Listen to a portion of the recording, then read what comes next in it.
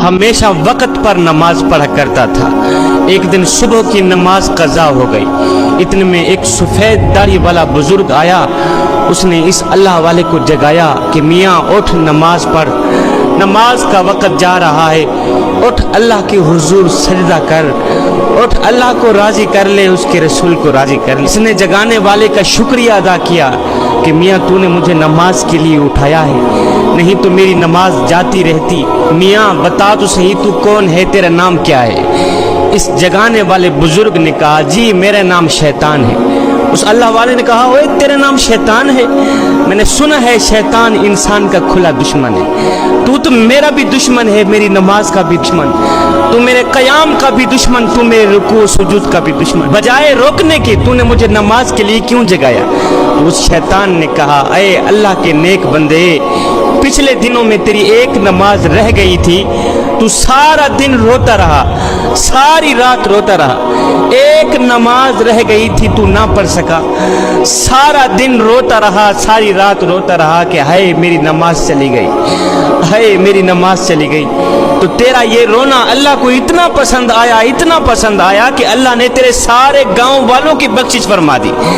तेरा रोना अल्लाह को इतना पसंद आया, इतना पसंद आया। तेरी आजिज़ी, तेरी इनकिसारी अल्लाह को इतनी पसंद आई। तेरी नमाज से मोहब्बत, तेरे नमाज से इश्क अल्लाह को इतना पसंद आया कि अल्लाह ताला ने तेरे रोने के सदके, तेरे आंसुओं के सदके तेरे सारे गांव वालों की बख्शिश फरमा दी।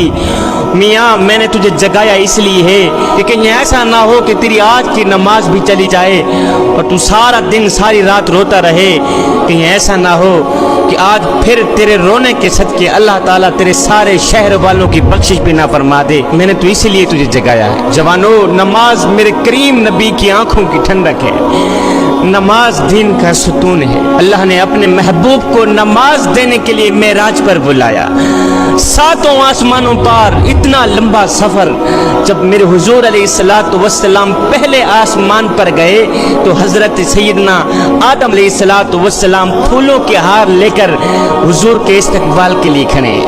जब मेरे हुजूर अलैहिस्सलातु वस्सलाम दूसरे आसमान पर गए तो हजरत सैयदना यहया अलैहिस्सलाम, हजरत सैयदना ज़करिया अलैहिस्सलाम, हजरत सैयदना मूसा अलैहिस्सलातु वस्सलाम फूलों के हार लेकर मेरे हुजूर के इस्तकबाल के लिए खड़े। जब मेरे हुजूर अलैहिस्सलातु वस्सलाम तीसरे आसमान पर गए, हजरत सैयदना यूसुफ अलैहिस्सलाम इस्तकबाल के लिए खड़े। चौथे आसमान पर गए तो हजरत सैयदना इदरीस अलैहिस्सलातु वस्सलाम इस्तकबाल के लिए खड़े। पांचवें आसमान तक गए तो हजरत सैयदना नूह अलैहिस्सलाम इस्तकबाल के लिए खड़े।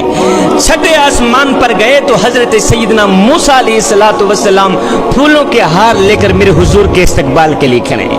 जब सातवें आसमान पर गए मेरे हुजूर तो हजरत सैयदना इब्राहीम अलैहिस्सलाम इस्तकबाल के लिए खड़े। सातों आसमानों से आगे सिदरतुल मुंतहा, जहां जिब्रील की ब्रेक लग जाती है, जहां जिब्रील रुक जाता है।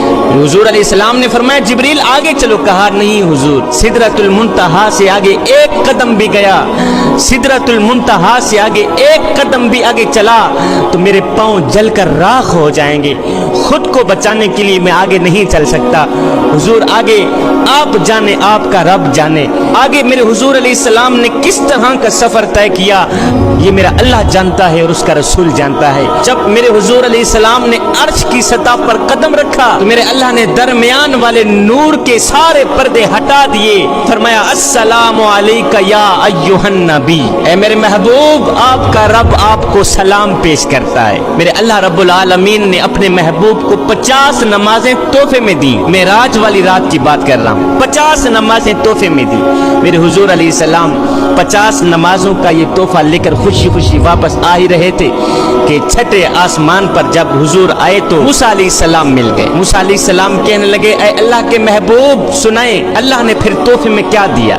मेरे हुजूर अलैहिस्सलाम ने फरमाया जी 50 नमाजें अल्लाह ने मुझे तोहफे में दी। 50 नमाजें अल्लाह ने अपने महबूब को तोहफे में दी। कहा ओहो हुजूर मेरी उम्मत तो 2 नमाजें नहीं पढ़ सकती थी, आपकी उम्मत 50 नमाजें कैसे पढ़ सके। हुजूर मेहरबानी फरमाए आप वापस जाएं थोड़ा कम करा के। मेरे हुजूर अलैहिस्सलाम वापस गए, अल्लाह की बारगाह में अर्ज गुजार हुए, मालिक आपका दिया तोहफा ज्यादा बड़ा है, थोड़ा कम कर दे। अल्लाह रब्बुल आलमीन ने मेरे हुजूर अलैहिस्सलाम को 45 नमाजें कर दी। 50 سے 45. حضور واپس آئے, پھر حضرت سیدنا موسیٰ علیہ السلام مل گئے. کہنے لگے حضور پھر کیا بنا؟ کہا 45 نماز میں. کہا حضور میری امت تو 2 رکعت نماز نہیں پڑھ سکتی تھی, آپ کی امت 45 نمازیں کیسے پڑھ سکے؟ میرے حضور علیہ السلام پھر گئے, پھر آئے, پھر گئے, پھر آئے, یہاں تک کہ 5 نمازیں باقی رہ گئی. 5 نمازیں لے کر میرے حضور واپس کی طرف آ ہی رہے تھے کہ پھر سیدنا موسیٰ علیہ السلام مل گئے. عرض گزار ہوئے حضور سنائیں کیا بنا؟ کہا 5 نمازیں باقی رہ گئی. کہنے لگے حضور آپ ایک بار پھر اللہ کی بارگاہ میں جائیں, ان 5 نمازوں سے بھی تھوڑا کم کرا کے ہیں. یہ سن کر میرے حضور علیہ السلام نے فرمایا موسیٰ 50 نمازوں سے میرے مالک نے 5 نمازیں کر دی ہیں. اے موسیٰ اب ان 5 نمازوں سے میں کم نہیں کراؤں گا, اس لیے کہ اب مجھے اللہ کی بارگاہ میں جاتے ہوئے حیا آتی ہے کہ میں مالک کو کیا کہوں, مالک میری امت 5 ٹائم بھی تجھے سجدہ نہیں کر سکے گی. نہ موسیٰ نہ, اب میں اللہ کے پاس نہیں جاتا. اب میری جو امت ہے, میرے جو محبوب بندے ہیں, میرے جو فرما بردار ہیں, وہ 5 نمازیں پڑھیں گے ہی پڑھیں گے. میں تو اس سوچ میں پڑ گیا کہ 5 نمازیں ہیں, مسجد میں بندہ نظر نہیں آتا. اگر 50 نمازیں ہوتی تو کیا امام صاحب نظر آتے؟ ہرگز نہ آتے. دن میں 5 ٹائم نماز پڑھنے کی اپنی عادت بنا لے, صرف یہ سوچ کر کے کہ ہو سکتا ہے یہ نماز تیری زندگی کی آخری نماز ہو, میاں ہو سکتا ہے یہ اذان تیری زندگی کی آخری اذان ہو سکتا ہے تجھے تیرا رب آخری بار بلا رہا ہو. اللہ رب العالمین نے قرآن مجید کے اندر اس شخص کی کہانی کو بیان فرمایا ہے جو قیامت کے دن جہنم کی طرف جا رہا ہوگا. جہنم کی طرف جا رہا ہوگا تو لوگ اس سے پوچھیں گے ما سالککم فی سقر, تم جہنم کی طرف کیوں جا رہے ہو؟ تو وہ آگے آواز دے گا, وہ آگے جواب دے گا قالوا لم نک من المصلین, جہنم میں اس لیے جا رہے ہیں کہ ہم لوگ نماز نہیں پڑھا کرتے تھے.